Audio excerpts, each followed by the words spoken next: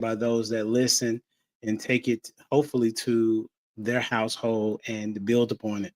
We're going to be talking about how submissiveness is spiritual and not natural.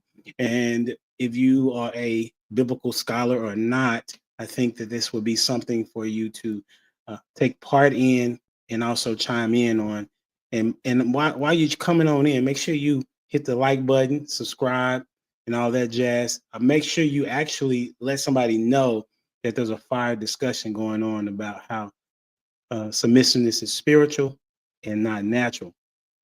And so, but our first question of the day is going to be, where did I put that? I put it is, does tone matter? We was having this conversation in the back chat.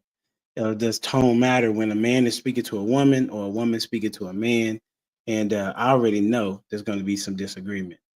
And let's see who's going to be the first one. Hey, welcome back to the panel. Somebody that's been gone for a long time but decided to come back. You know what I'm saying? And we're gonna ask him, and that's none other than J-ZILLA, not Jay-Z, but J-ZILLA. That's right. That's right. I have no say in the daggone Super Bowl musical decisions. What's up, Uncle Dad? What's up, boss? What you got on the question? Does tone matter? Does tone matter? I do believe tone matters. You don't want to hear from your kids. You don't want to hear bad tone from your lady and or guy. You don't want to hear bad tone from the officer who's pulling you over for something you know you did wrong. Tone matters. I rest my case. Make sure it's simple enough. Make sure you adjust your mic a little bit. It's I turned mine up and yours kind of a little off a little bit.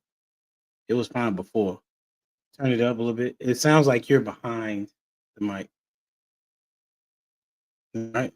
We'll come to you. We'll check on it. Hey, welcome to the stage. None other than Prototype in the building. The Hulk Hogan in these streets. Oh, I heard some claps there. Yes, sir. That's what's up. All right. What you got? Does tone matter? No, tone doesn't matter if you're right.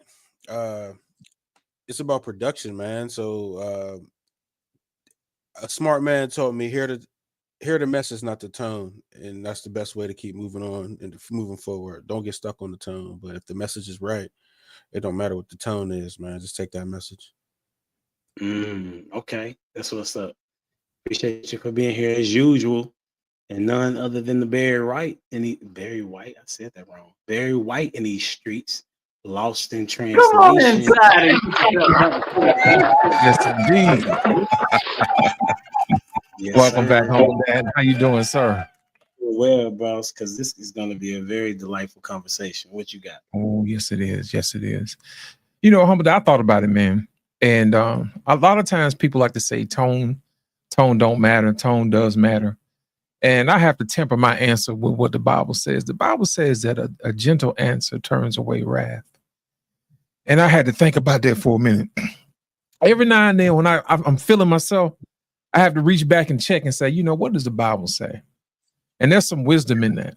It really is. You know, sometimes you can change your mind at the spur of the moment, but you have to think about that thing for a minute. Sometimes God will whisper in your ear and say, what have I always told you? A gentle answer turns away wrath. So I'm going to have to say, if the Bible says it matters, then it matters. That's a fact, because I remember a few times in the scripture where Jesus talked very softly, but still was able to get his point across. You know what I'm saying? And so when it comes to dealing with women specifically, I know us as guys think about when we go and we're in sports, right? Our coaches yell at us and we just got to take the message that's going on. And I was on that side at one point in time where I was saying, man, why does my tone matter? Are you hearing the words that I'm saying? Well, the tone represents how you feel about that person from their perspective. So if I'm yelling at you, that sounds like I'm mad at you. And that means that you did something to me. And that could internally be a turnoff to that person, right? And women are very gentle in nature. And so as a result of that, we carry a tone even if we're not yelling, we already carry a tone because our voices are deeper than theirs. And so I would say that just like we want them to listen to us when we tell them to change something. I think that we should also listen to them with reason, right? With reason to say, if what it is that I'm saying in the tone that I'm saying it, you don't like, then tell me about the words of which it is that I'm saying that you don't like as well. And so that's my thought process on it. But what do you say to that, Prototype? Because your statement was that if I'm right, then tone don't matter. So it's all about perspective on who's saying it and what you need done, right? So from a managerial point or from a coach's point, right? If I want my player to perform, yes, I might say things a way where he could receive it. You know what I'm saying? But where I have a next man up mentality, where I got a bunch of people competing for this position. You know what I'm saying? If I got 5 running backs in the hole and my number 2 doesn't like my tone, hey, number 3, you up. You understand what I'm saying? So it's really about your options. People are like faithful to their options. You know what I'm saying? So what production do you need done? And it comes from what resources you have. So yes, tone matters if you need that person to perform, but I mean, people are abusive, you know what I'm saying, when they have more, multiple options. They're dismissive, might I say, when they got multiple options. So as a player, that want to play, and I know there's 5 other people I'm competing against, I don't care about the tone. What did he say? So that makes a lot of sense. J-ZILLA, what do you think about how Prototype is putting it together? You sound like an athlete because I'd rather be talked to bluntly. I don't mind volume. What are we trying to accomplish? Tell me what I need to know to accomplish my goal. But for the overarching, I guess, goal for any, conversation needs to be, how can we move this thing forward?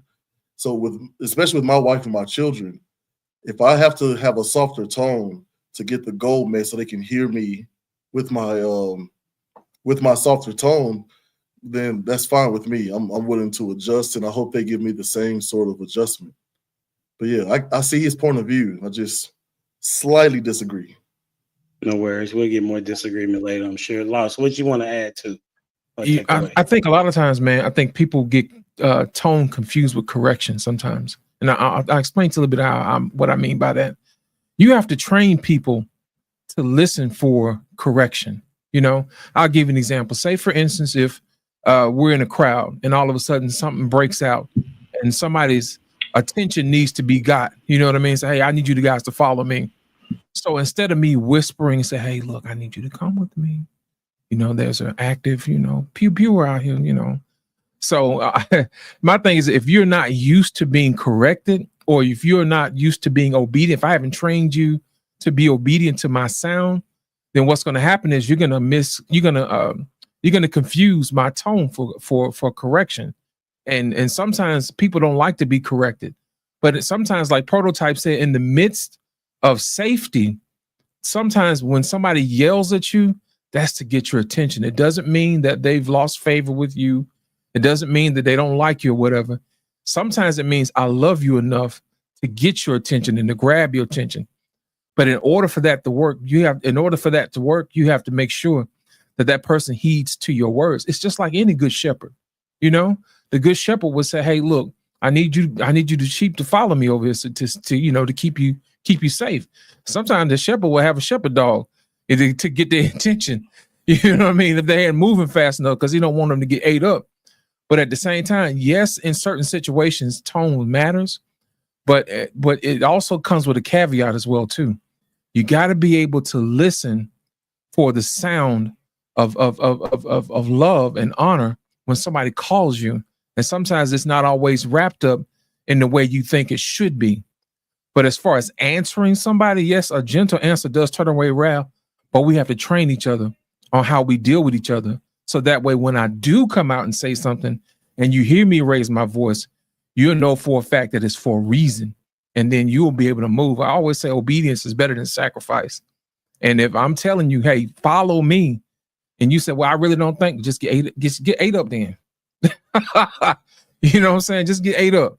But it goes back to whether or not, you know, I've trained you enough to listen to the sound of my voice. And if you don't value me as somebody who you should listen to, then you're going to endanger yourself, and you're probably going to endanger me, because I'm going to probably try to grab you and try to keep you from hurting yourself. So it's one of those things where we have to train each other. But I understand exactly where Prototype is coming from. Each situation is different, especially when it comes to safety. That's what's up. Hey, welcome in, Dwayne. What's going on with you, boss? Double unmuted. Double unmuted. You got a little bit of something, a little sound. Turn down a little bit. Still can hear. We can hear you, but there's like a bit of echo or something. Not echo, but a little buzz. Okay, let me see what I can work out. All right. So as he's getting that together, I'm gonna play this video and see what you think. And it's gonna. So we got the part of that tone does matter. It doesn't matter. It's all situational and things of that nature. So we'll get that out the way, just for starters. And so let's listen to what Dr. Umar has to say. Too often, I think we as black men are looking for submission, failing to realize that it has to be earned, and also failing to realize that submission comes with conditions and responsibilities. A woman doesn't just submit to a man. She has to do so on the basis that you're going to be able to uphold your end of this bargain. I'm hearing men, because they message me, they text me, Doc, we hear you. But how are we ever going to be able to be men if she doesn't allow us to lead? And my answer to that, good brother, if you are leading the way you're supposed to, you won't have to ask her to submit. She will do it automatically, because it is her nature to submit to her, to submit to you. The problem with black men is a lot of us are not strong enough emotionally, psychologically, spiritually. We're not strong enough to attract a woman's submission. Submission is a quality that all women have, but only certain men can unlock it.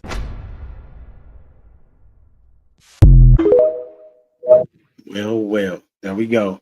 So let me get your thoughts first, Prototype. What you thinking? I mean, that's kind of along the lines of what I've always said. You know, I think all women are submissive and around certain men. You know, if you're not that guy to her, you're just not that guy. Being submissive, being submissive from a woman's perspective is like they always got to feel safe to be submissive to you. You know what I'm saying? So the moment where you look shaky to them, you know what I'm saying, or they can't believe what you're saying, or your game ain't right, then, you know, things start, you know, she start questioning where this ship is going. So it's really all on a man if a woman's submissive. If she's not submissive to you, then you're just not the guy to her. That's just what it is. Who you got going? Let's go with J-ZILLA. Yeah, again, must be something about 2025. I agree with you, but just to a point.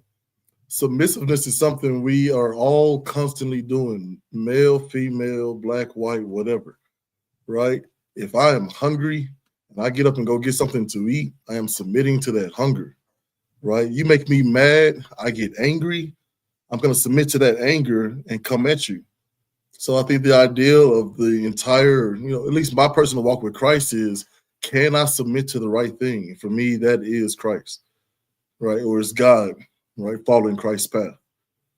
So I don't know, man. I can see some women, you know, looking at it as like, ain't nobody gonna tell me what to do. It's like, but if you think that's what submission is, I don't think you are, you know, maybe just lack the, how can I say it, the imagination to step outside of that one definition. It doesn't have to be one-to-one. And then I'm gonna go with Lost in Translation so he can fix everything I just said. You know, J-ZILLA, I like what you said, man. And I'm going to put a bow on it, man. I think people are submissive to themselves and their own agenda. You know, if they can benefit out of it, they're going to submit to it. Let's just be honest. You know what I mean? And the key part about submission, sometimes it's not always about your will. Sometimes it's to the greater benefit of a grand overarching prospect of something greater than yourself. And the problem is, it's really not natural for you to do something that goes against your own self-interest. You know, it takes something extra in you, you know, to override the selfishness in yourself, you know? And I think a lot of times when women talk about submission, it's always in context to what do they get out of it, you know? And in most cases, it's men too. That's the reason why they show up to work, to get a paycheck. You know, they don't want to show up to work. Yeah, but they know they got to submit to that time clock, you know, and punch in if you want to get a paycheck, if you want to have a roof over your head, you know, but at the end of the day, you're still getting something out of it. Now, you have to ask yourself the question, can you submit to something where you don't get any value from it? I think that is the magic of what it takes inside of us to understand, are we really submissive? Are we railing against the person who's asking us to do something? Or are we railing against somebody who's asking us to do something that does not benefit us? I think that is the greater question that needs to be asked. But to put a bow on it, J-ZILLA, you're absolutely correct. People are submissive to themselves and not necessarily to the mission at hand. And I think that goes back to the question, what we're talking about tonight. Is it natural or is it spiritual? Humble Dad, it's on you, sir. Absolutely. I appreciate that. So from what I'm listening to with the Dr. Umar statement is that he's saying that women are naturally submissive.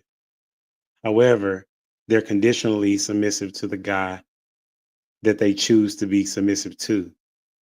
So then that sounds like a contradiction to me, because what is your nature is something that you do regardless of who is in front of you.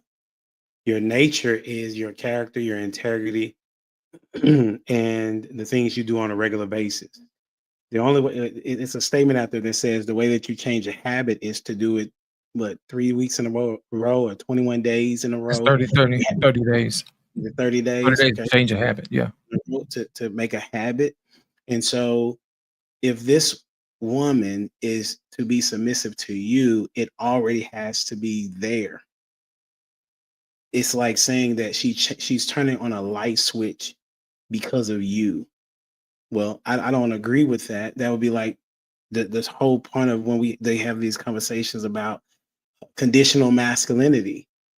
Are you saying that when you find the right woman, then you will be masculine? Like it doesn't make sense. Prototype, what you think? Talk to us. Absolutely. I'm conditionally masculine all day. So what are you before then? Listen, I am not providing and protecting for some woman that is not, that's a hoe. You understand what I'm saying? So like if I don't have this woman's complete trust or whatever, like if I don't believe this woman's for me, you know what I'm saying? If she's letting me smash or not, I'm not feeding her, I'm not providing for her, I'm not protecting her. I'm gonna use this woman and get what I can out of her. I might even ask her for a couple of dollars. Like, you know what I'm saying? Like, it's like, yes, it's me protecting a woman is in guarding her with my life and making sure she's good. That I am conditionally masculine for yes, absolutely. Interesting. J-ZILLA, what you think about that statement? He said he's conditional with his masculinity. Well, I had to laugh in the comments of your broadcast. Like that, I see it. It makes sense to me yet again. I feel like we just keep missing each other, man. It just feels almost incomplete or something. Like I don't know what it is. But yeah, I can see that. Like, yeah, why would I go through that?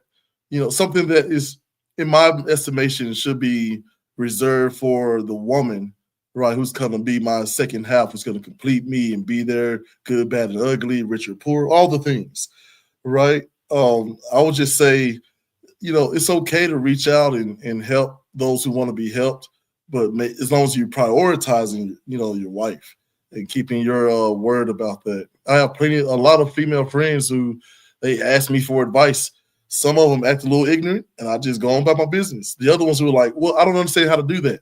Okay, let's look at this together. Matter of fact, let me ask my wife about it, see if I can get a woman's perspective. But, you know, each of us have our own way of doing things. I think that's what helps keep the balance of the world. But I do real quick want to go back to something you said, Humble Dad. Your ideal of it, the contradiction, right? Yes, We sir. can't act against our nature. I think that's a huge problem in the United States right now. Sometimes we vote against our nature, right? A lot of people is like, you know, well, Kamala is nice. I think we should. It's like, but here are the things I'm asking, and she's not even talking about it. You know, this guy over here may get us into World War III, but at least he's acknowledging me. You know what I mean? So each one of us gets to build that. We're the author of that. And I do think that biblically speaking, way back when God kicks Eve and Adam out the garden, one of the punishments was you're going to forever be under the thumb of man. So I think a lot of women are fighting against that because I can't stand this dude. I can't trust him. But here I am. Every time he called me 4:37 a.m. on the dot, I'm coming over there with no drawers on. And they can't figure out why. You know, because it's part of the curse. They know why. The Bible. They know why. They know why they go They know back. why. Yeah. They like what is being given to them, right?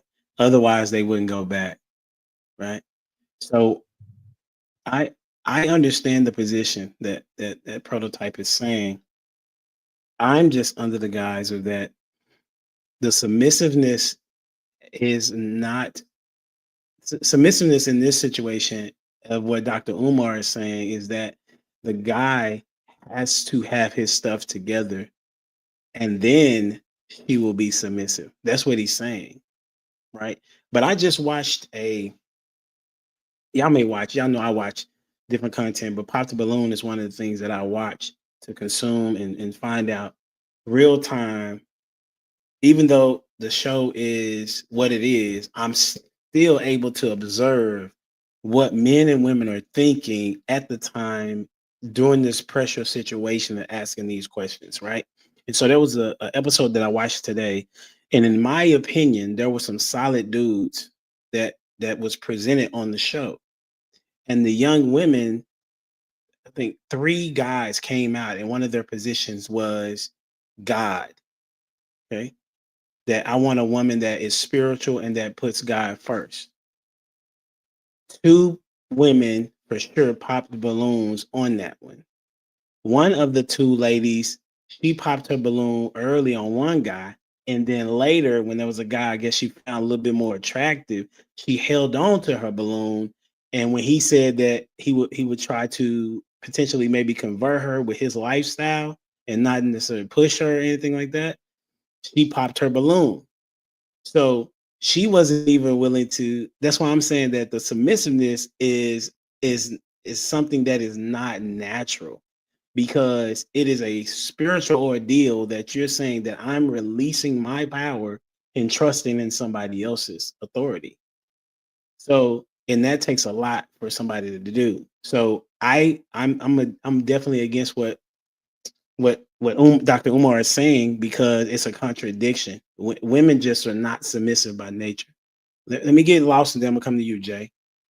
You know, Omar says a lot of stuff that he thinks sounds good, but when you put it in practical mean, it doesn't work. I'll give you an example. Humble Dad, when you going down the freeway, right, and it says speed limit 55, you know what I mean? How many people actually do 55? You know, does everybody do the speed limit, or do people push it a little bit? You know what I mean? People are going to do what they want to do when they think they can get away with it.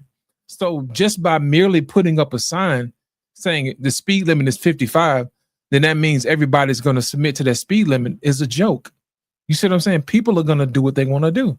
So when he says that a man has to get his stuff together first and a woman will submit naturally, that the example that I just gave you is an example of why he's wrong, you know? And I think sometimes when Umar gets in his pander bag, you know, he forgets and leaves his common sense at the door. Think about it. When you tell children, don't go in there and get the cookie late at night, guess what? When you ain't looking and they feel like they got the urge, they're gonna go in there and get the cookie. I don't care how good of a parent you are, how much you praise them, how much you gave them a cookie before when they want it. But the minute you tell them no and they turn their back, I don't care how good of a parent you are, they're gonna go and they're gonna go get that cookie. And I think sometimes we take away the ability for women to have responsibility for themselves and put it on other things, like the patriarchy. You know what I'm saying? We love to say it's the environment, it's the patriarchy, and all this other stuff. And my whole thing is this: do you hold yourself accountable? Are you rooted in anything? Do you go along with how the wind blows? You know, do you have any character? You know, there's a song that says, "My soul is anchored in the Lord." So whenever I see somebody who changes and they blow within the wind, that's somebody I know for a fact I can't deal with them. They don't have any roots. They don't stand for anything. Their character is whimsical at best, flimsy at worst. You know what I mean? Nothing that they do can actually inspire me to want to have them in my life because they change with the mood of the wind.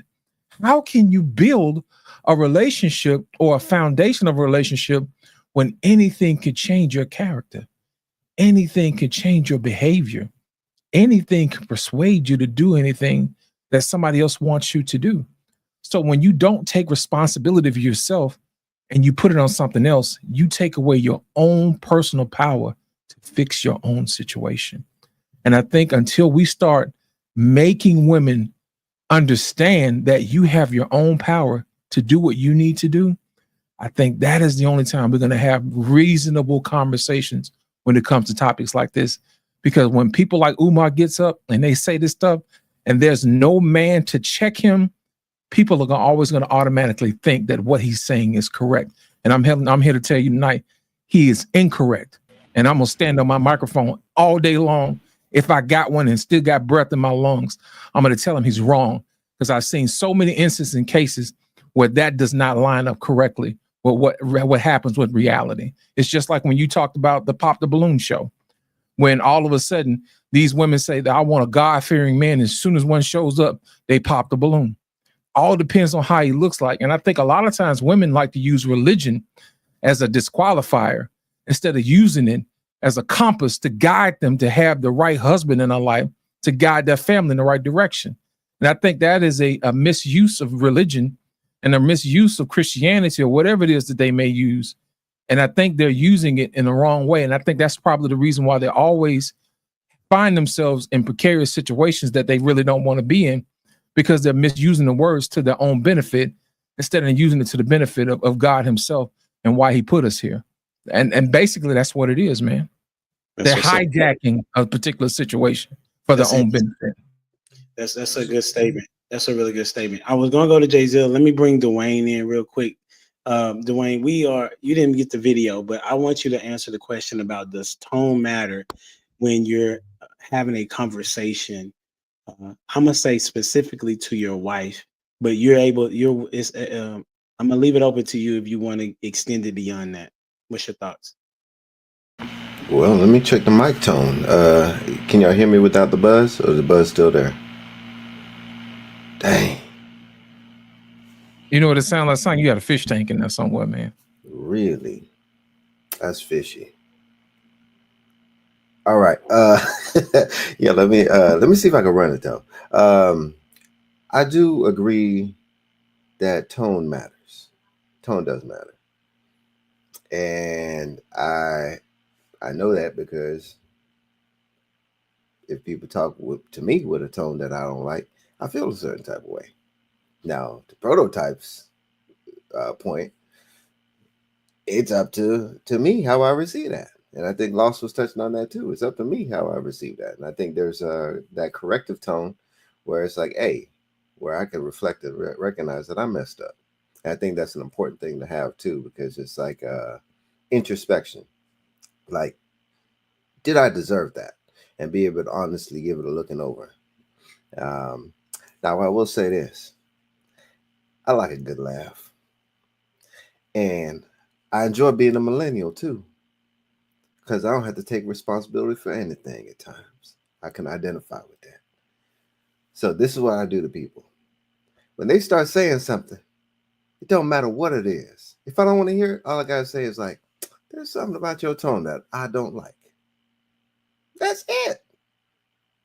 There's something about your tone that I don't like. And they could be tell me the God honest truth. But if I don't want to hear it, with a good old, something about your tone. So I'll use it to my benefit, okay? That's what's up, J-ZILLA. You wanted to, that's crazy. That I have heard that before. That you're saying that you don't like my tone, but you really don't like what I'm saying because that requires you to have an adjustment to what you're saying or doing. I got you, J-ZILLA. It's on you, bro. To piggyback off of that, the scientist engineering part of my brain always wants to say build some sort of test for this, right? I'm saying something, the lady says, I don't like your tone. Well, I apologize. Let me fix that. Now back to what I was saying, right? Does she still go up here or does she change? Like, I'll try to give everybody the benefit of the doubt. Because if you still loud and popping neck and rolling eyes after I've adjusted my tone, then yeah, I believe what prototyping my fellow glasses brother, Mr. Jones, there will. I believe they're correct in that. But the Dr. Umar thing, right, and the balloon popping, all of that fits in the same thing. I don't believe there's anything more spiritual than self-preservation. And I would say those people who are going against what the Bible says, going against good, solid information, no matter where it comes from, those are people acting against their own self-preservation, which is in fact acting against their own spirit. So when God says, as he's expelling these two misfits from the garden, part of your curse, women, is gonna be you're gonna be under the thumb of man. You're gonna want them, you're gonna want to listen to them, even though you don't want to. But submission to the man who is himself submitting to God is gonna get you everything you want and more. I have not seen, nor ear heard, nor has entered into the heart of man what God has in store for those who love him. Like, so imagine, all of us on here have great imaginations, I'm sure, about what we want. We can't even imagine what's in store for us if we submit. And you submit to that higher power, which is, for people who don't believe, it's more of a principle, right? God is the transcendence of knowledge.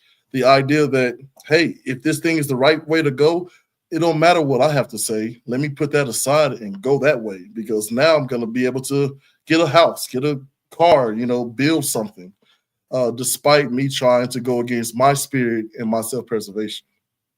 So I'm going to go back to Pro with that, unless we're ready for the next question. No, Prototype had something on this, so I want to give him an opportunity to speak. What you got, Proto? I mean, I was going to go back to what Lost was saying about holding women accountable, and we all know that they struggle with the cognitive dissonance, right? You taught me that, right? So they can say what they want, and even on Pop My Balloon, I think there was one girl who was like, "Oh, you didn't say you read the Bible, so I'll pop my balloon because you didn't say I read it." Like, you know what I'm saying? Like she was super corny, but it was kind of like, you wasting my man's time. You know what I'm saying? So we can't holding them accountable is only going to waste time.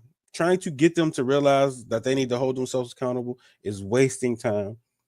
The sooner we realize that they can't hold themselves accountable and they're unstable and they're like the house on the sand, you know what I'm saying? And unless they have the firm ground, which we would be, they're not gonna. That's where it stops. You know what I'm saying? Like, them on their own, it's unstable ground. They don't have any morals, principles, whatever.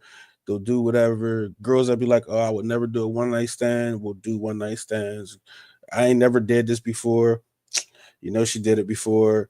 You know what I'm saying? So I don't understand why we got to keep saying, "Oh, we got to hold women accountable, make them be accountable." Like, at some point, we got to realize that they can't do it. Laos, what you got? You know what, Prototype? I agree with you, and here's why. The reason why a lot of people want to say that they hold women accountable, the reason why you can't, because you have gentlemen like Umar who gives them an out. You know what I'm saying? They'll say it's your tone. They'll say it's the patriarchy. You know what I'm saying? It's always something that's external that's keeping them from being, who they're supposed to be. And the killing part about it is, man, you can't really look for the rest of the world to hold you accountable if you don't want to be held accountable yourself. And it goes back to what J-ZILLA said a minute ago. Is it really your tone that you disagree with me? Or is it something that's in your spirit that doesn't agree with me? I told you all the time, we wrestle not with flesh and blood, man. You know what I mean? And the thing about it is, it begs the question, how is your relationship with God? Because if you had a relationship with God, then what I'm telling you should agree with you in your spirit. Now, if you have an unhealthy relationship with someone else and you don't agree with God, then I'm going to question your motives, you know, and I do have the right to question them. Because if God is telling me one thing, which he is backed up with his word, and I can point to you where it said it in his word, and you turn right back around and say, well, I don't like your tone, or I don't like the patriarchy and anything like that, that God ain't saying nothing about no patriarchy. He ain't saying nothing about no tone like that. You know what I mean? He said that you do this, and this. I got certain promises for you. If I have a relationship with God and he has shown me along the way, every step of the way, that he has stepped in and he has given me everything he has promised, then guess what? I'm going to be like, you know what, Lord, you've been at every step of the way. So I don't have a reason to doubt you. But the minute you ask somebody else to do the exact same thing and they started questioning you, you got to start asking your question, hey, do they respect you? Or B, do they even believe in God? Or where's their allegiance to? Is it to God? Is it to you? Is it to someone else in the garden? You know? So that's the reason why sometimes, men, it's more important for us to listen than it is to speak. Because in listening, it's going to tell you everything that you need to know about who they hold allegiance to. Do they hold allegiance to themselves? Do they hold themselves allegiance to how other people view themselves? You know, how they feel about themselves? Those are some of the things we have to make sure that we understand first before we start getting into relationships. Because your foundation of a relationship, if you're building something worthwhile, is important enough for you to listen and find out exactly who they're listening to, because who they're listening to is where they're going to go. And I believe that. Absolutely. Absolutely agree. Right. So I think it's in this part of where we're going to transition to is kind of connected to these things. When I'm thinking about the pop the balloon situation, I'm thinking that the reason why these particular ladies are not connected to God is because they had a bad experience with the church, maybe, but also that means that there are regulations and rules that they would rather not abide by. And it would be no different, right, with a guy that says that they don't believe in God or believe in there's a guy I'm talking to on online, and he keeps coming to me about that I believe in a man-made Bible that was given to us by white people, and I'm like, I don't think you really understand where the Bible comes from, but okay, you know. And so we go back and forth. So it's almost as if that people want to deny the boundaries that God has set for us because of their fleshly ways. So I want to transition to this whole part of the spirituality of things. And the question is submissiveness a sign of strength or weakness in a spiritual context? I'll ask that again. Is submissiveness a sign of strength or weakness in a spiritual context? And we'll start with you, Dwayne.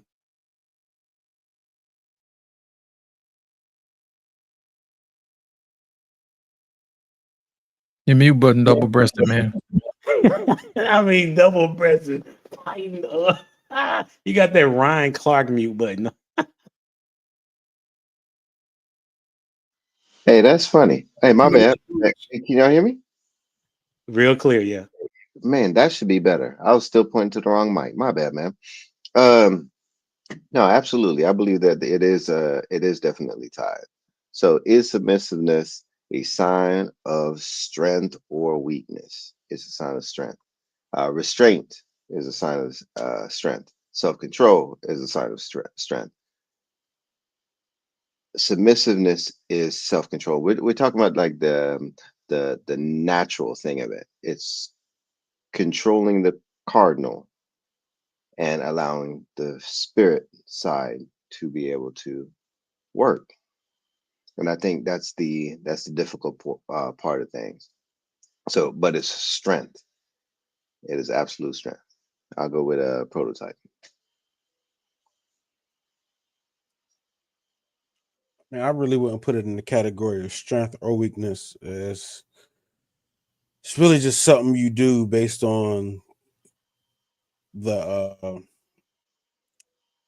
needs of the situation. I would, like I said, I wouldn't put it in the strength category or weakness. Like you know, if you're a part of this team, this is what we need you to do. You submit to the plan, right? But I wouldn't call it strength or weakness. It's just something you got to do. It's more like an obligation. You know what I'm saying? From a man's perspective, you know what I'm saying? Or you got things you got to submit to as far as what you got to do as far as making money. However you want, if you're a business owner, or if you're, you work, you get a W-2, you're submitting to a plan, or you're trying to submit to your customers. So, you know what I mean? So you can keep collecting that check. You know what I'm saying? Or, stay in God's blessing. Like, you know what I'm saying? So, but I don't think it's a matter of, oh, you're weak or you're strong because you could submit. I just think it's an obligation that you fulfill when you need something done. So do you believe people can just automatically submit based on what needs done? I mean, there are some aspects of being weak. If you're getting dominated, mm-hmm. and you submit because you're getting dominated, yeah, that's weakness. Okay. You know what I'm saying? But I think, like I said, we all submit, and even if you got your own business and you're submitting to your customers or something like that, so we all submit to that dollar. That has to be done. You don't necessarily consider it a strength or a weakness. Yeah, it's not I don't think it's a strength or a weakness. It's just something we got to do sometimes. I bet. Who you got? Let's go with J-ZILLA. Yeah, so for me, I'm going back to it depends on who or what you are submitting to, right? It's a weakness if you're submitting to, I'll be fine with that third piece of chocolate cake. If you're submitting to, I think I'm right here, right, about how to work on my car, but this mechanical engineer of 30 years says it's something else. Submitting to that it can be a strength. Especially, but so it depends on what the goal is. My goal is to get my car fixed. I can have hubris. I can, no, ain't nobody gonna tell me, right? But I could also make the problem worse. So for me, it's a matter of where your submission is going to. I love these Marvel movies where it talks about, I think Loki once says, is this not man's proper position on his knees? And I believe that to be true. But if you're kneeling to a good, a God, all right, a good God, that comes with a lot of perks that is going to benefit you and others. If you're kneeling to something else, because I do believe spiritually there are only two options, then yeah, temporarily you'll feel like a big man and all this stuff. But does this help later on? If you're bullying somebody, boom, I'm not submitted. But now his boys are back, right? I'm thinking of Boys to Men, or not Boys to Men, sorry, Boys in the Hood, right? Cube's character was not going to be submissive, and it cost his brother's life eventually. He couldn't have seen that coming, right? But those are some examples for me, and I'm gonna go with Lost in Translation. Humble, that I'm gonna take a different turn, man. As far as submission is concerned, you asked the question: is submission a sign of strength or weakness in a spiritual context? Correct. Submission is actually strength on loan from God. I'm gonna let that sink in for a minute. Submission is strength on loan from God. Let me explain to you what I mean by that. When you exercise faith, which is what God recognizes, you actually give God permission to unleash his favor in your life. It's the same way when a woman believes in her husband and she whispers words of encouragement. Baby, you got this. I understand it. And sometimes a woman's words undergirds a man's effort to be a greater man, a better man. It's the same way A father's words can help encourage a child to do better. You know, he'll say you're riding your bicycle and he falls down. And then, you know, the child falls down and the dad says, you got this. You know, his words encourage the child and it undergirds strength in that child that's in them. It gives them the belief. So what women don't understand is that they're exercising their submission the wrong way. If they look at submission as favor on loan from God, they can then empower the man that they want to give him the strength to become the man that he thinks he has in him. And that actually undergirds who he really has an idea of who he is inside his mind. And also it allows him to be the man that God wants him to be. But it is until you actually exercise your submission in its proper power and context, as far as belief is concerned, that is when you're actually able to give that substance to his efforts, give the substance and the power to allow him to be what he needs to be, the leader of the home, the protector of the home. It all starts with how you issue or handle your submission. Remember, submission is not something that you have taken away from you. It's actually something that you give to someone else to allow them to become the better versions of themselves. And I think, and until we do that, we're not going to be able to be where we need to be, because we're exercising submission in its improper context. Interesting. I disagree with all y'all. Because the context is from a spiritual standpoint. Y'all spoke very eloquent and well, I must say. But if you go to 2 Corinthians 12, 9 through 11, and I had already had this stop. You already know where I'm going. You already know where I'm going, right? And this is where Paul is talking to the church of Corinth, or the Corinthians, which was a pretty bad, they probably was the United States of their time, should I say. It says, each time he said, my grace is all you need. My power works best in weakness. So now I am glad to boast about my weaknesses so that the power of Christ can work through me. That's why I take pleasure in my weaknesses and in the insults, hardships, persecutions, and troubles that I suffer for Christ.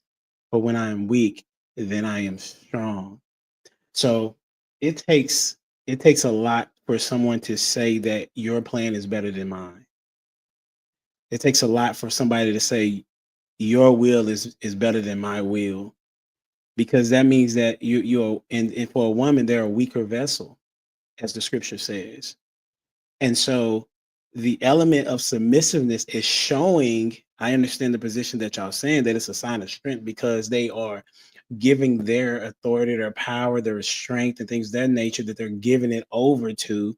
But who are they giving it over to? To someone that is stronger than them, right? That's someone that can carry that load that they cannot carry, or the load that they would not want to carry, and give it over. So from a woman's perspective, I think somebody said it.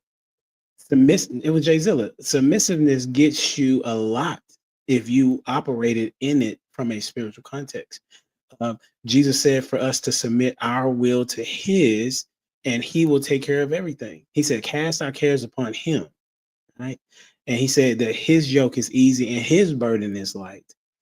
So I would say that that's the constitution of us showing that we are weak and we need him. And that is the purpose of submission. We are giving over our will to someone else's. So from a spiritual context, I would say that it is spiritual. Anybody have something to add or take away, or go ahead? I add to that. You're absolutely right, Humble Dad. I just thought about it. You're absolutely right. Think about it, man. In the beginning in Genesis, when God made Adam, he said it's not right for man to be alone. It is in the absence of Adam's other half that he found the weakness in him, that he provided Eve. You see what I'm saying? You're absolutely correct, because God shows up in moments of weakness. You know what I mean? When nobody else can show up. So you're absolutely correct. Absolutely correct. Now I see what you're talking about. Now I see exactly what you're talking about. That was spot on. I appreciate that. Would you get somebody else want to add? Go ahead, Jay. So, like Paul also says to submit to one another out of reverence for Christ. So I do believe if you're listening to Paul, like I put in the back chat there, that is submission to God, because God does, or Paul doesn't speak on his own authority. Mm. He speaks with the authority God gives to him. Let's call it on loan, right? So submitting to God means you listen to good information, no matter where it comes from, right? My son came in, and they have a habit. As soon as they hit the house, boy, clothes are flying off, shoes are over here, and they're gone. It's like, hey, get back here. And I saw him, and he put jeans on so he didn't have to lotion his legs. And I was like, hey man, your legs look like you've been like kicking flour bags, man. And he's like, your legs are ashy too. I was like, hey, you know what? Let's both lotion our legs a little bit better. How about that? Right? So these are the things we do. Like, how do we, like you say, lost in translation, what you said earlier about the highway example is yield, right? Because it's my turn to go, but that's I'm in a Kia and they're in the Mack truck. Common sense says, hey, put down your hubris, put down your pride, and let that truck get out of here, because our ultimate goal is to not get smashed up on this highway. I let a lot of people in that way. So again, who you submit to, who or what you submit to, whether it's good sense, whether it's God, I think is what matters above all else. And I think that's what Paul was saying there. That's what's up. Hey, Dwayne, you had something? Bro, listen, this is what I need you to do. I need you to get like a tape, right? Hold on, Scotch. hold on. It's not gonna be the Scotch tape. It's gonna be that we, tape. hey, let me. I'm moving him. Literally around the mic, you need to say press button. Okay, speak, press button. That's what you need to. People have been asking me to make compilations of you not hitting this mute button. And if I get the time, bro, I am going to do it. What's up, homie? I'm praying. Did you like my tone? Was my tone okay? No, I didn't like your tone, but I'm also praying for your tone, and I'm also praying that you don't have that time on your hand. Anyways, God send some work his way. I did have a question for Prototype. So about the accountability thing. If they're incapable, are they not capable then to be accountable to God?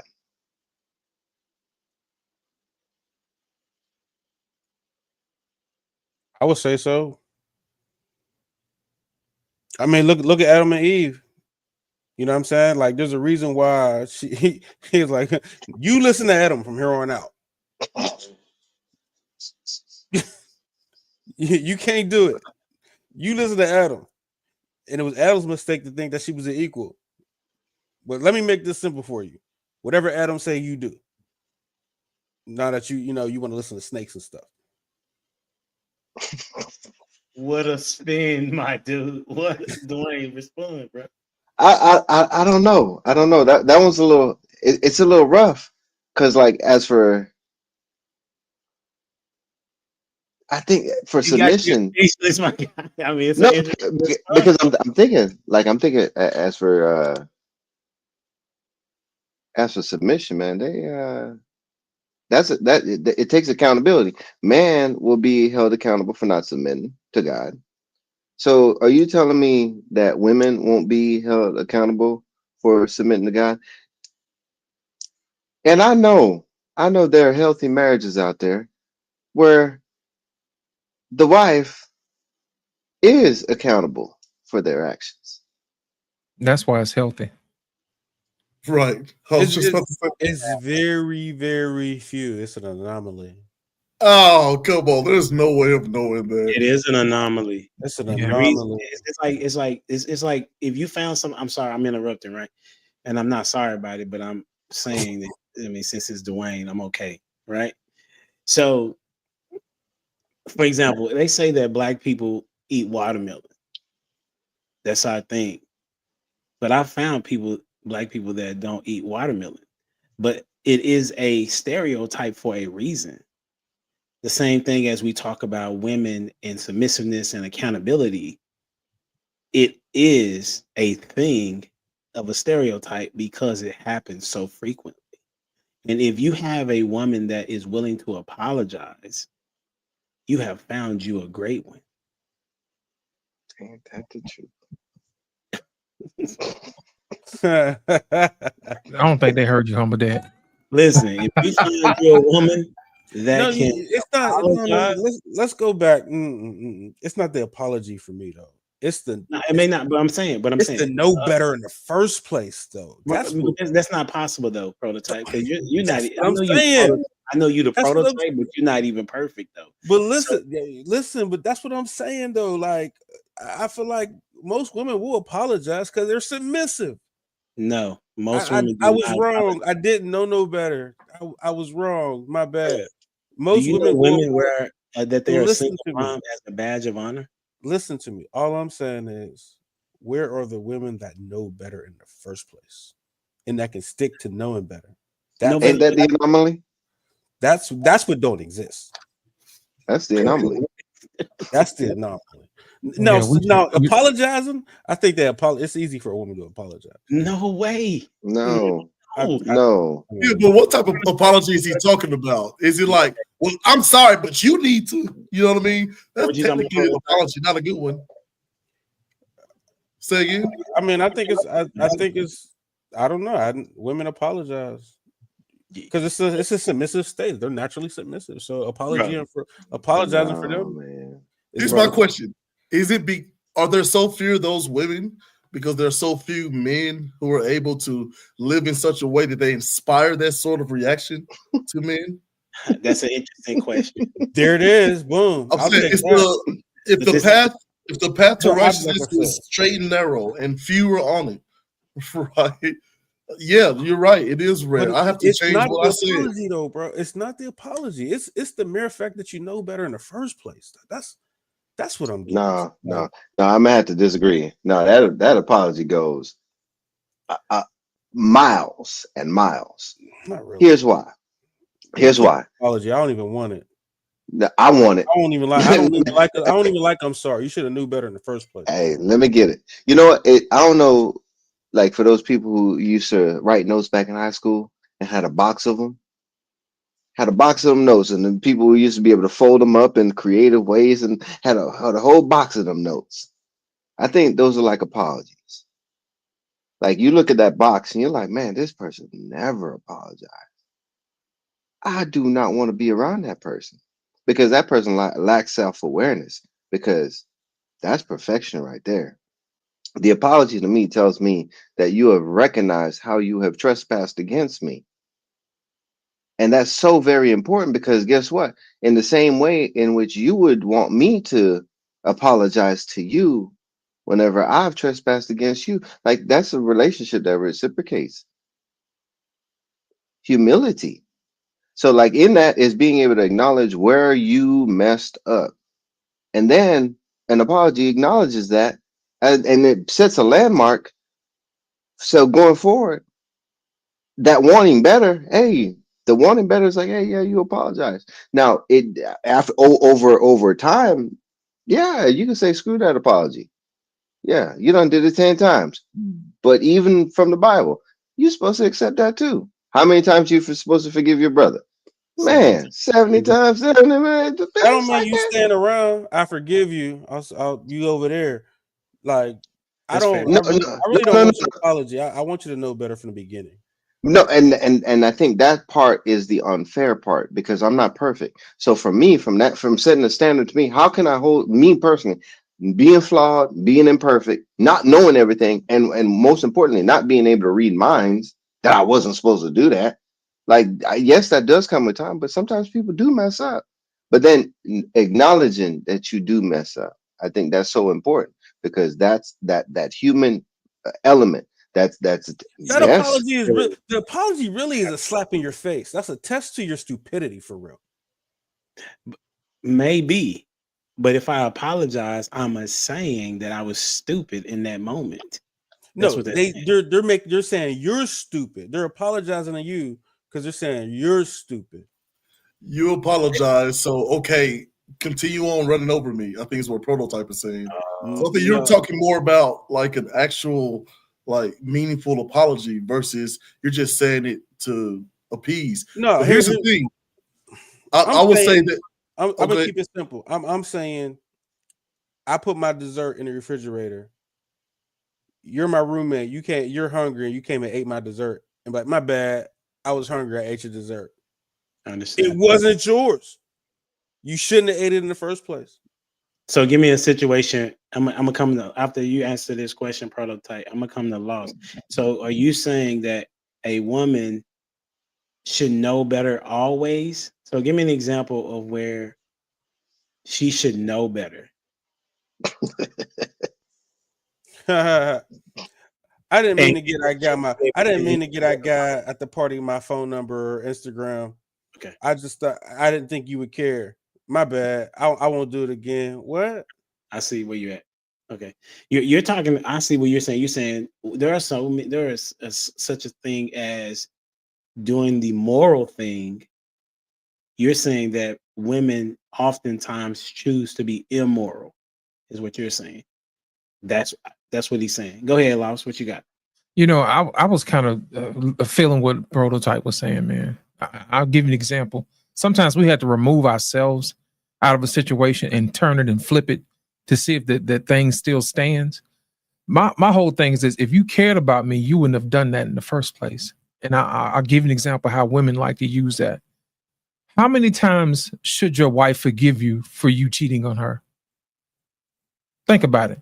How many women would actually stick around for their husband to continuously cheat? But he came back and he apologized. You know what I'm saying? Babe, you know what? The lady at work, she looked real good or whatever. You know, she brought me lunch, you know, made me feel all good and warm inside. She told me I smell good. You never say I smell good. You know what I'm saying? You don't never fix me lunch. But it was this one time where she said I smell good and she brought me lunch. And you know what? You know, lunch became a little longer, you know. But, you know, I ain't going to do it no more. I apologize. You know what I'm saying? What Prototype is saying is that if you love me enough, you would honor your vows by saying forsaking all others. I think it comes with, you know, a little bit of, you know, it comes with the instructions with marriage. You know what I'm saying? It's like it's one of it comes with it when you sign up for the program, you know. And I think what happens is I think sometimes we like to adjust the rules a little bit to make everybody feel good because we already know you're not supposed to cheat on your wife. You know, we already know you're supposed to forsake all others. We already know this.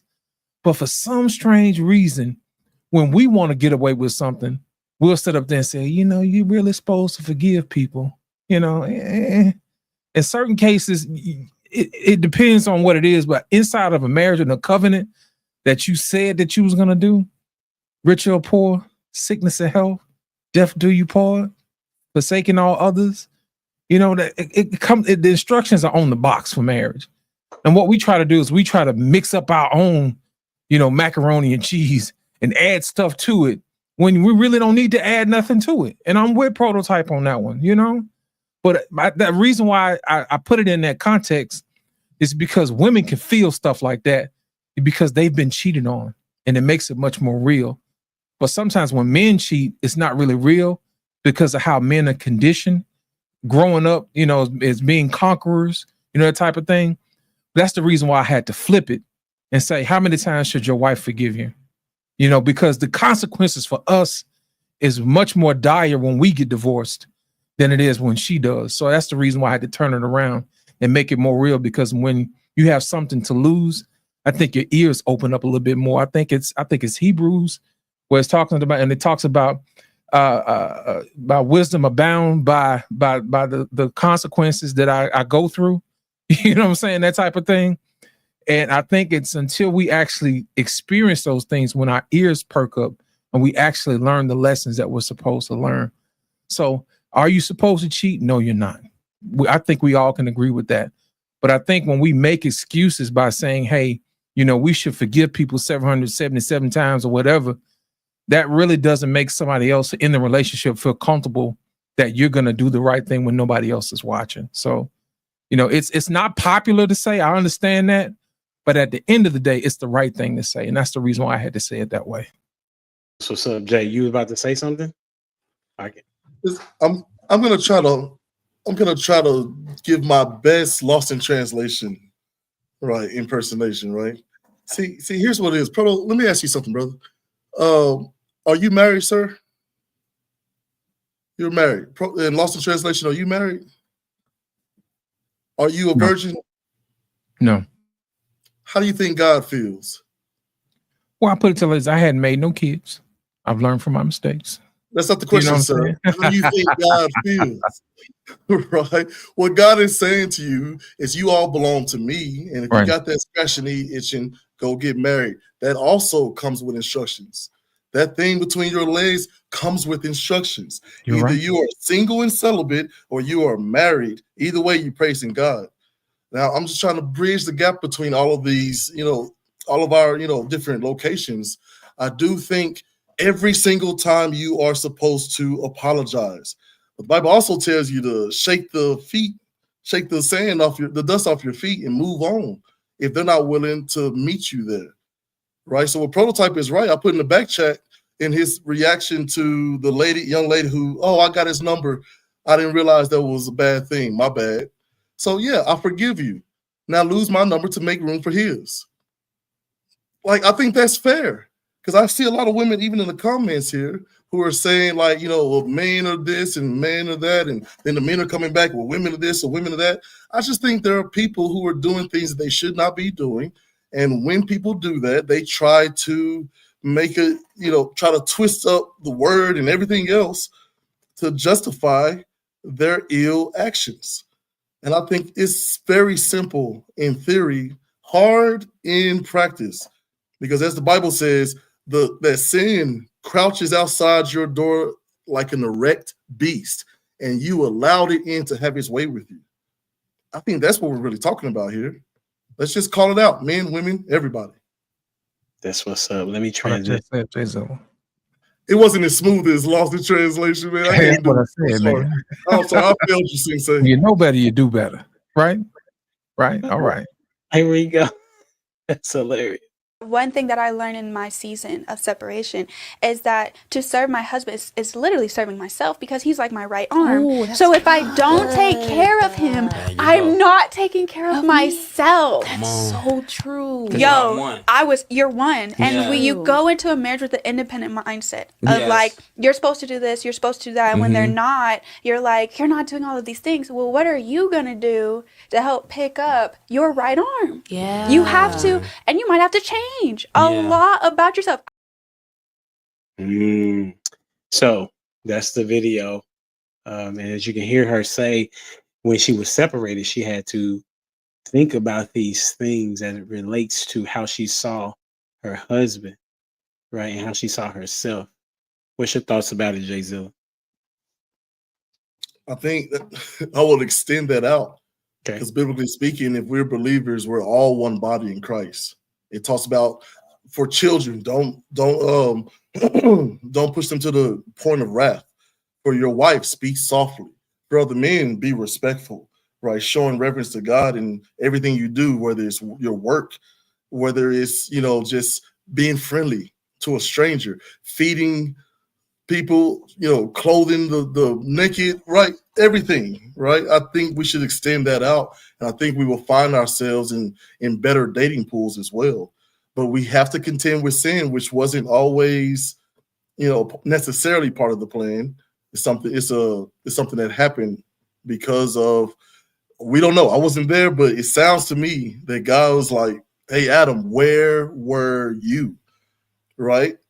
So where were you at? How'd the snake get over there to spit game to her like that? What was you doing to not make her feel comfortable in at least listening to you, right? And then how is it that once I ask you about it, the first thing you say, well, is this woman that you gave me?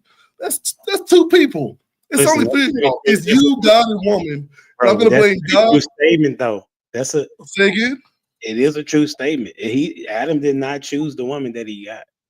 Just so No, I hear you. But look at how God looked at it, right? Because he still punished Adam. He still punished. He didn't say, you know what? You're right, Adam. He was like, bro, I don't give a crap. I told you not to do it. I don't care what she does. I don't care what these women in the club doing. I don't care what they wearing.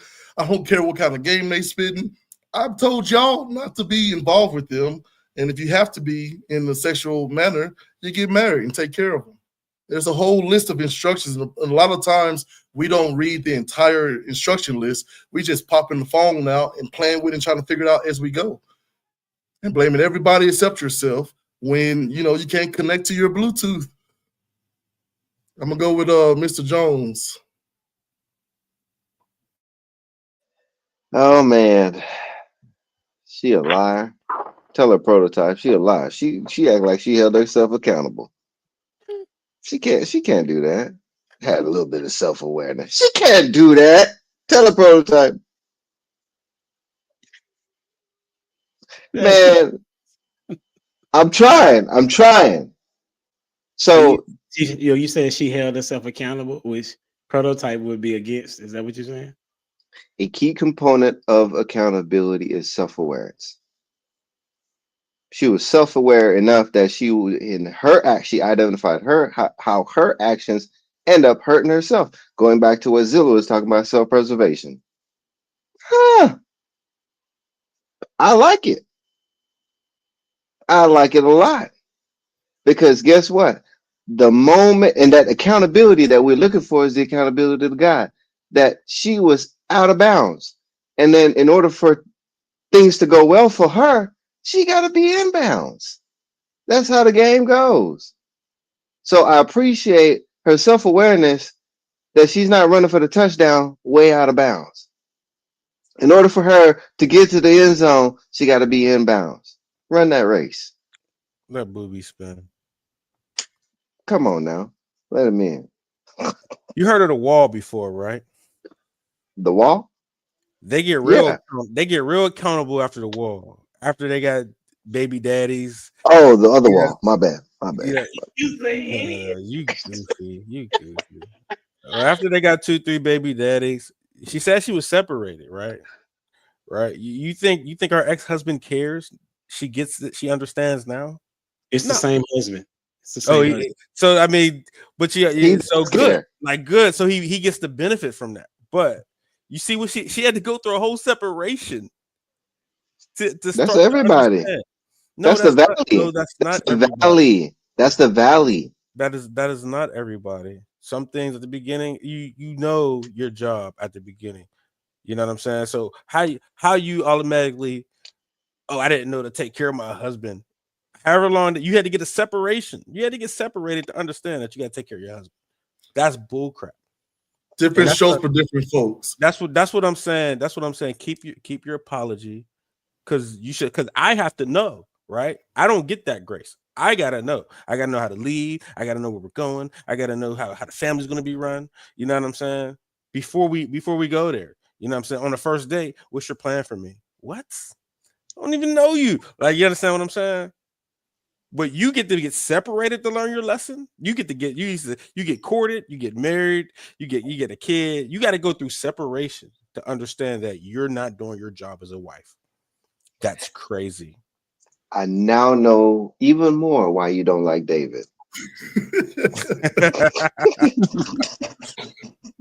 Yeah, that was his story. Why he didn't like David. Yeah, why he don't like David, Dwayne? For the separation from God. No, I don't like. I don't like David. I have one prime reason why I don't like David. Yeah, I wanted Dwayne to say what he think it is.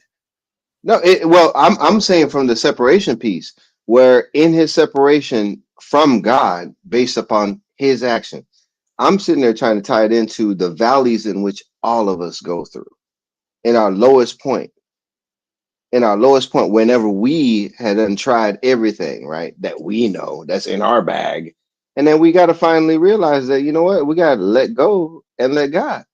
And it's cliche. It sounds cliche, but that is it. Like the whole yoke, which we were talking about earlier, that's whole submission piece is letting go of what we think is right, our understanding, and letting God. But if we're stubborn, because we are stubborn, we have to go through those valleys. So there is no discrimination whenever it come to women. Same like men. Sometimes in relationship, we do have to go through those valleys. Here's a valley. When that girl we really like breaks our heart, valley. You had to go through that valley in order to be the prototype in which you are today.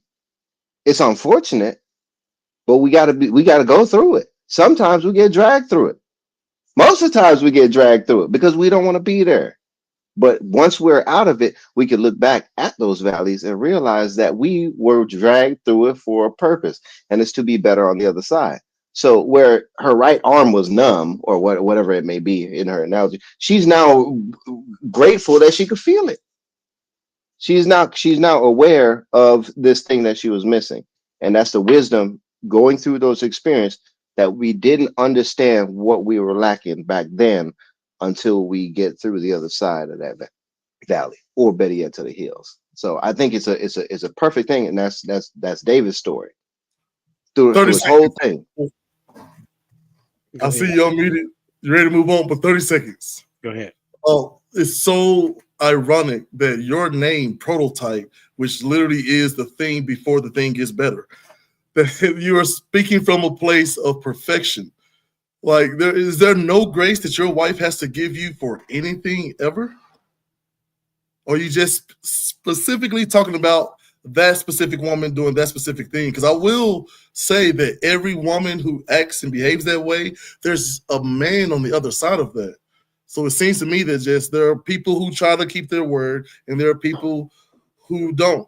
Now, why they don't, maybe they weren't taught, maybe they have traumatic experiences, maybe they were drunk, high. I don't know. I don't know about all that. But I do think there's a certain amount of grace that you should have for others, just like the grace you want for yourself. So I'm just curious. A guy called Prototype, like, are you perfect? Like, what's the story there? I need some backstory. No, but I'm yet still an example of how things should be done. And prototype doesn't mean perfect; it just means it's just the first. Yeah, just the first. But usually, I'm saying the prototype is usually something later on is to be improved upon, which is supposed to be our walk, our spiritual walk, regardless. It's supposed to be improved upon, but at the same time, still an example. You're still an example. Yeah, right. Sometimes a great example of what to do, sometimes a great example of what not to do, right? Case in point, you have to go grab a hoodie because you're sitting there with your guns out, no sun out, cold. So the prototype had to go and scoop up a hoodie. Listen, because the first time you sat at the seat in front of that camera wasn't your best, right? It didn't serve you at all. So I think what a lot of people are not or misunderstanding is the ideal of love thy neighbor as thyself, right? I like being blunt. I like being talked to straight up. I don't care if you loud. I don't care if you cuss me out or anything. I think Proto's the same way. That's our athletic background. But loving me the way I want to be loved should also warrant the person to be loved in the way they want to be loved. You see what I'm saying? And it's okay. You can still forgive and let that woman go if she's giving her number out to people and breaking a trust.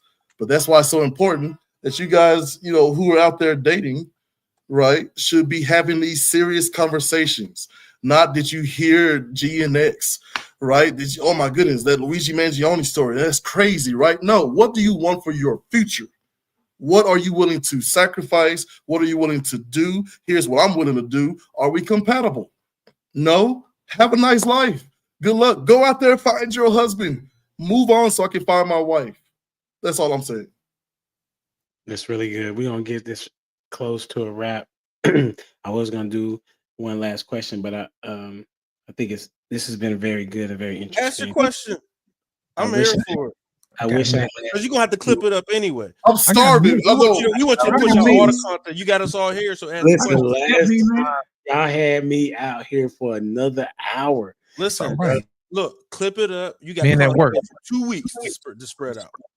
Get your content, brother. I know that tone. He's like, wife, I promise tonight we're going to stop at this time. I'm half biblical, man. You know what I'm saying? She's very Hey, supportive of you, bro. HD ready to go. He ready to go cuddle. He said it's a cold front outside. I'm ready to go cuddle. Oh, this is Hey. Weather hilarious. outside is frightful. hey, real quick. Go If ahead, I have Dwayne. this right, I think it's a 50-50 chance that if you apologize, it'll be all right. Useless. Maybe it's how they apologize to. Well, hey, get that tone right though. You gotta gotta be come. You gotta come correct in the tongue, and you gotta walk on eggshells afterwards because you gotta have change after the apology too. Listen, that I have had to apologize recently for sure. I was dead wrong. I mean, it was my spirit was so convicted, bruh, that I could not do anything because I was so wrong. I even called Dwayne. I was like, bruh, your boy didn't tripped up, my guy. You know what I'm saying? It wasn't nothing like with anybody else. It was just how I communicated with my wife was not correct. Regardless of the tone, it didn't matter. It was what I said that was just bananas, right? And boy, I apologized, you know, as well as I offered a token of my apology as well. I was like, man, I'm not gonna ever do that again. I'm not gonna ever do that again. So make sure you take care of your wives, man. You know what I'm saying, and make sure you are very aware of their emotional state as well as how they will receive your message. Right, that's what we were talking about earlier. So sometimes the tone doesn't matter, but what it is that you said can be something that is detrimental to something that to them as well. So the question that we'll go with, I think I'll go with another video right here. This is pretty cool to me. This is about a minute long. Here we go. I will give you the most amazing man. He will tap into all your needs. He will make sure you are protected, never cheat on you. All you need to do is be submissive to him. 90% of women will sign up right away. What does submissive mean?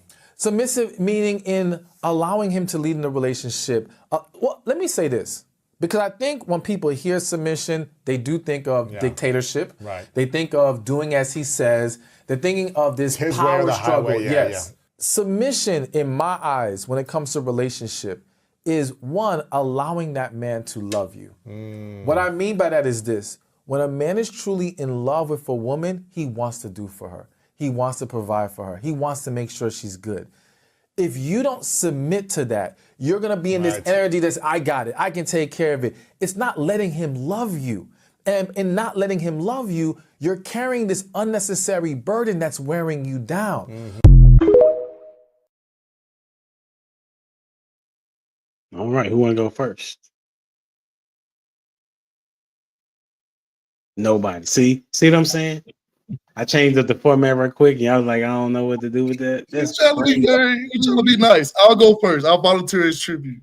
All right, keep it short. Like, submissiveness.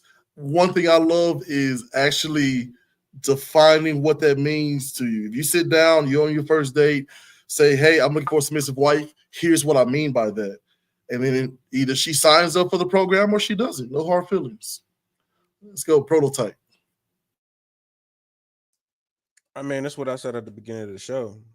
Like, a woman will be submissive if you take care of everything. You know what I'm saying? So, y'all been arguing with me about that all day. So you're saying, so what the guy said, you agree with? Yeah. That submissive is when is the woman allowing the man to love her in the way that she needs to be loved? You agree with that? Man, a woman will lick your toes and wash your dirty drawers. Like, I don't, you know what I'm saying? Like, I don't know. Women are submissive. Like, you know what I'm saying? When they think you're the guy, they're submissive. So, I mean, I just don't, you know, I think most women are submissive just when they think you're the guy. So it's just. I saw boomerang, and that was happening on the other side too.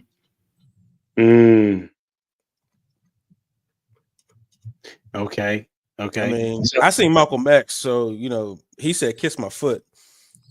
You know what I'm saying? And she did it. So, but you do this thing as if it's not happening on the other side, man. There's plenty of dudes out here sucking toes. Like I I think saw Michael X. Women are just submissive. They're out here sucking toes and washing. They're men we're who not doing talking about the same other thing. side though. We're talking about our women. You're right. Are You're women right. You're right. submissive? Like, you know what I'm saying? And it's wild when dudes be like, "Oh, women aren't submissive." When they are naturally submissive. They fight against it to protect themselves. They've been hurt, blah blah blah. They don't submit it to the wrong guy because they don't got no sense, or they can't pick a guy correctly. You know what I'm saying? So, but they are submissive. They're submissive creatures. That's just what they are. So they're submissive and guarded. yes, when they're hurt, after, you know what I'm saying, most of these women or pit bulls that you got that used to fight. Like their last master used to make them fight in the pit bull fights. So of course, like when you go rescue that thing, it takes some time before he becomes a loving house pet. You know what I'm saying? But initially, when you get him fresh out the wherever you got him from, when you rescue him, he's a little bit, you know, on the vicious side. So we comparing women to dogs now. Okay. Hey, No. Don't do it to him. Don't do it to Prototype like that. hey, it is what it is. That's what he But I went. appreciate it. No, all he did was toxic. They're submissive, you know, they're submissive creatures. Well, you really No. can't teach old dogs new tricks, so you know.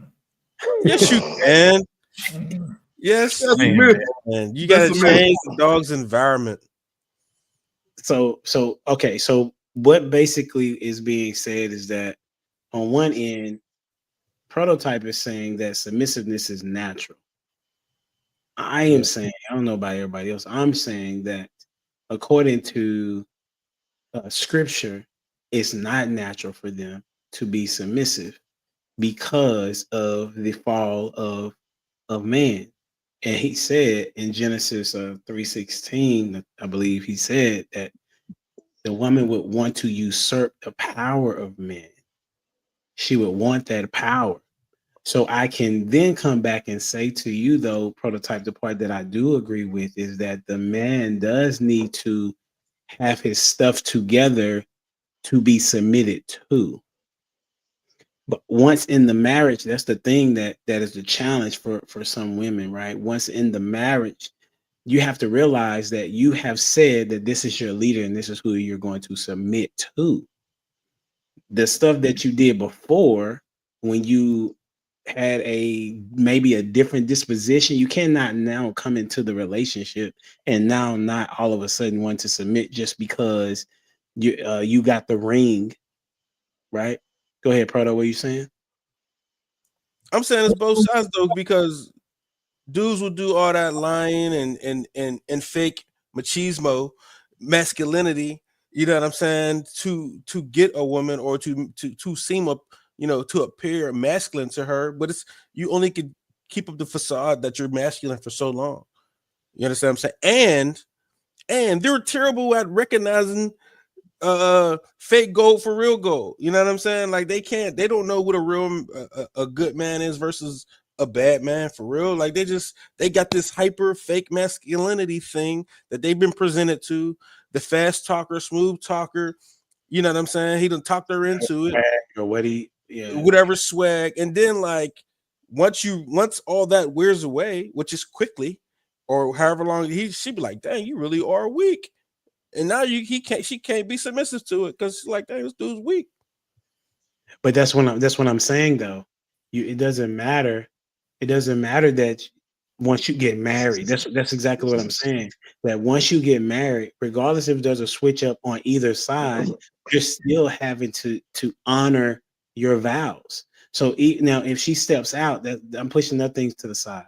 What I'm saying is, based on what the vows of the Bible says, I, as a person that's supposed to be following after Christ, if she's not being submissive, and she showed me that she would be before we got married, now that we're in the marriage, I still have to love her like Christ tells me to love her, and I have to forgive her as well. So on the flip side of that, the woman, let's say she was showing submissiveness signs before we got married, the man was showing that he was a good leader, but then comes into the marriage and he's no longer showing that leadership quality and he's just being lazy. It doesn't take away that she still has to honor his position. And that's in 1 Peter 3:1, 2, and 3, which we talked about before. So this conditional things, I do understand that, but as it relates to what the scripture is saying, we got to stay focused on being led by the Holy Spirit and not by ourselves. You talking about the same woman that was convinced to eat an apple by a snake? Well, it wasn't no apple, but whatever. But you talking about somebody that got juked out of heaven paradise, ended up talking to a snake and losing everything. Right, it's the same person, because we're all the same. We're all Adam, and they're all Eve. Okay, right? And then the man got talked into it by that same woman instead of standing on business, as the kids say. Like literally, I think literally when God hands down the punishments, he punishes them both. I would really be curious to see if Adam was like, girl, you better get out of here. Matter of fact, I'm telling God on you. I really would have, like, will we have been in the garden and then like girls would come through the garden, we take care of some business and then they gotta go? Like, I'm curious about that. We didn't. I feel like it didn't happen until Adam was like, it was the woman you gave me. Like, you know what I'm saying? So whenever he was already in trouble, God called him, Adam, where are you? Yes. Like, what have you done? Why have you done this thing? Punishment until Adam was like, no, but he heard him out first, of course. But it was literally, get over here, boy. What the crap is going on? And he was like, hey, this woman you gave me. And he was like, okay, I hear you. Here's what's going to happen. Because he thought she was an equal, and she not. Yeah, but he's got to be better than that. She's accountable because she's an adult. He thought that was another accountable because he's an adult. I think each individual is accountable for their own after death. The Bible doesn't say, well, if a woman leads you astray, then I understand. No, it says every word out of your mouth, every action that you do, you will be held accountable for. I don't want to hear your dadgum excuses. I don't expect that for my kids. I don't care about Sally over there next door or Brandon talked you into it. I taught you not to drop them draws before marriage. So now let's talk about the consequences, right? To my son, I'm telling you, you need to be on the lookout. They're going to be taller than me. They're going to be good looking because they got their mama's genes in them, right? I'm 6'4". They're going to be 6'6" and 6'7". I'm telling them right now at 5 and 7 to daggum be on your P's and Q's. And I don't care what anybody else tells you. Even if an adult tries to approach you inappropriately, you need to say something. If another little girl, another little boy, you need to say something. And you need to lean on your own principles. But if you decide to step out on your own hubris and your own example, your own understanding, deal with the consequences, bro.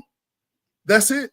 I feel like that's what God is saying as our Father, our Heavenly Father. He's saying to everyone, look, you're truly going to be the fiance. You're the fiance of Christ. So when you step outside of my will, which is God, you step outside of God's will, that's your problem to deal with. No one, you don't have to do that, bro. And so that's what we're saying. Let's do a pincer move. Men do better, women do better, and let's fight the real problem, which is sin. Women only going to do better when the men do better. Well, there you go. All right, Dwayne, you haven't said nothing, or have you gave your thoughts? No. I appreciate a prototype using the analogy of that dog. Yeah. I'm gonna try and nicen it up a little bit. Ferraris are known for being fast and nice looking, but you take that Ferrari off roading. So you gonna go to R. Kelly route? You gonna be R. Kelly right now? No. We ain't speeding. No, that was Omarion. My bad. My bad. What's the R. Kelly route? I don't know. Jeep? I don't know. You compare women to Jeeps? Oh no. I'm saying no, a nice Ferrari. It's still a vehicle. It's still a vehicle, but it's known for something. It's not a woman. No, it's not. But it's known for being fast, and it's known for looking good. Now, again, if you decide to take that Ferrari mudding, it's not going to be what it's known for. So I like that you took that dog and put it in an abusive situation. I'm going to take a car and put it in an abusive situation. Now, the outcome is, yeah, you could probably wash that car up, but it might not run as well. And I think whenever we get into these relationships, like we act like we're fresh off the showroom floor. right? So you're sitting there talking about how about the natural. Oh yeah, we ain't talking about a pup. We talk about a dog that's been abused, and I'm talking about that dog could be male or female. Same way. Like as for whenever you have something that has a purpose and that purpose has been perverted and it's been abused, then yeah, it's gonna need some work. So that's why I find it tough earlier whenever you were saying like it should have known better. Sometimes because of the perversion of its initial purpose, it goes astray. So like from a people standpoint, we all come into relationship with baggage. We all come into relationships with these unhealthy behaviors. And I think whenever we have the ability, and God gives us that ability of a conscience to be able to be self-aware, and then he gives us a standard of what it is that our behavior is supposed to be like. I say all that to say there's a lot of wounded dogs. There's a lot of dogged out cars out here. Right? And I could say that, guess what? I might be one of them. But every day I'm working on me. Now, I'm not working on other people because I can't fix other people. I'm working on me. So whenever I'm able to acknowledge my actions, like, why did I just do that? Kind of like HD, what you were saying, like, man, I messed up. I messed up. That's the importance of being able to be self-aware and being able to hold yourself accountable. Because people talking about, oh, well, how are you going to hold them accountable? You can't. The only person that you can hold accountable is yourself. And if you have children. So in that, the best thing that I believe someone could do is holding themselves accountable and holding themselves to a set standard. No matter how wounded you are, you will still be held accountable to God's standard, male or female, wounded, healthy or unhealthy. You're still going to be held to the standard. That's rock solid. Lost, did you get to chime in on this before we get out of here? Not yet. Here's the thing.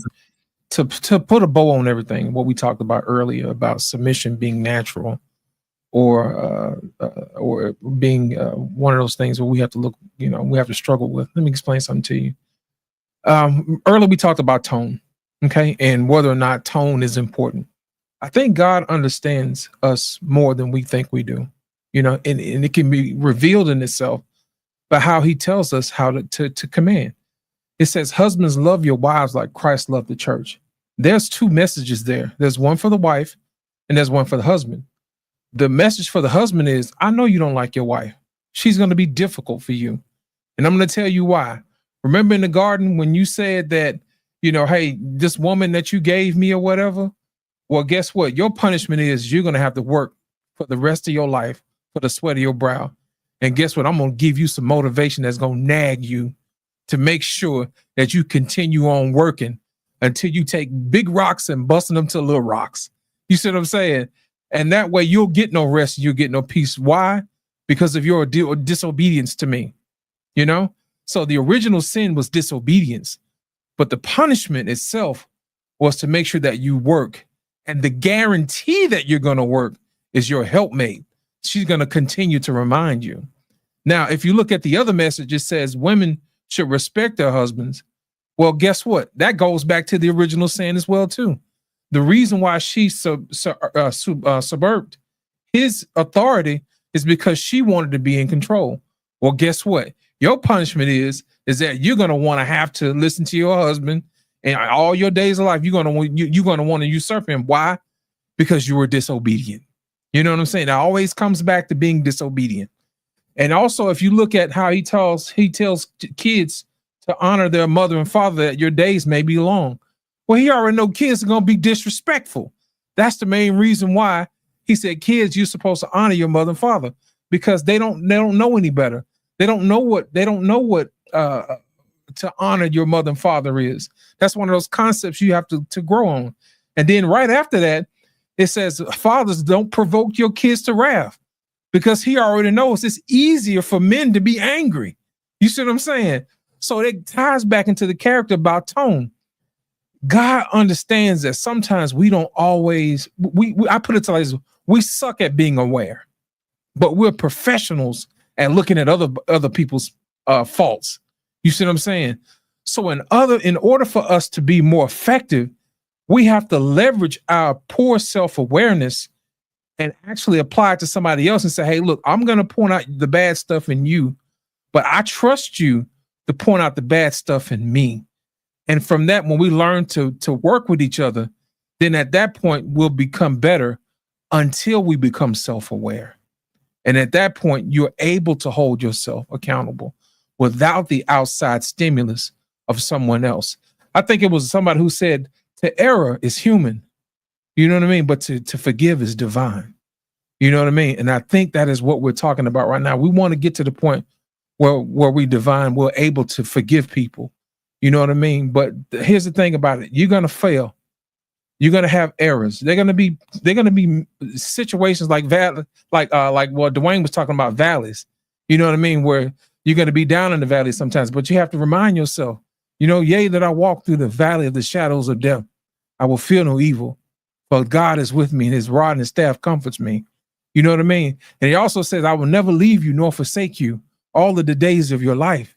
So my thing is this, in order for you to allow God's blessings to abound, he shows up in your weaknesses, like Humble Dad spoke to earlier. So my thing is this, don't avoid struggle. Don't avoid weakness. Allow God to enter into your life so that he may be magnified and so that you may be the recipients of the aboundness of God's mercy and his grace and his abundance. So with that being said, Humble Dad, thank you so much again for allowing us to have these brilliant conversations. Very good topic tonight. Thank you so much, sir. Thank you. Thank you. Thank you. Absolutely. I appreciate y'all, man. This has been wonderful. Once again, I wish the ladies were here to give their particular perspective on how it looks from their end. However, God knows what needs to be said and who needs to be here. And that's the way he orchestrated it. I really appreciate you, J-ZILLA, for, coming aside and rocking with us, because I think this was a topic that is right up your alleyway. You said something that I wanted to bring to light. It was similar to this. Be who it is that you want to have in your life. Be the example, be the prototype, not necessarily this one, right? But be the prototype. He's a good dude.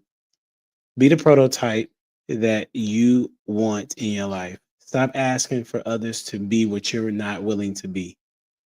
Stop saying you want to have this, that, and the other, but you're not willing to give this, that, and the other.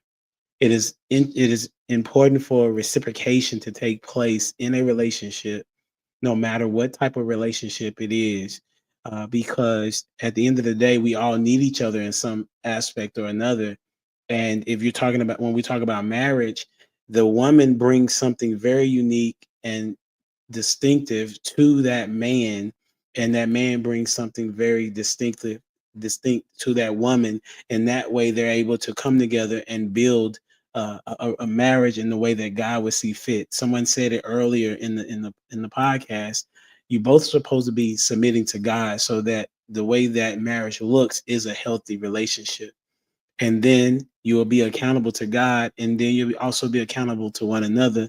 And people would not be complaining so much about that there are no good marriages out there. And to the people that say that there are no good marriages out there, I would say, where are you looking? Because there are good marriages out here, just like there are good men and there are good women. They're just hard to find. So the question is, where are you looking? So don't forget to check out Lost in Translations on all platforms, Prototype on all platforms. J-ZILLA, you still doing things? On all platforms, hit the like, share, and subscribe button. And obviously with Dwayne, he don't like social media. He's anti-social. But check him out on Dwayne Jones Photography. And this has been a good one, man. What we going to talk about next week, though? Submissiveness? I don't know. What we going to? We'll figure something out. That's a fact. Until next time, we out here. Deuces. The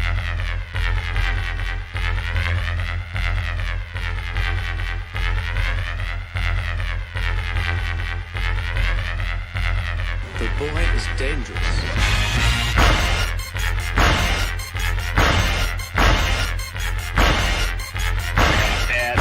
About this. You don't seem to understand something.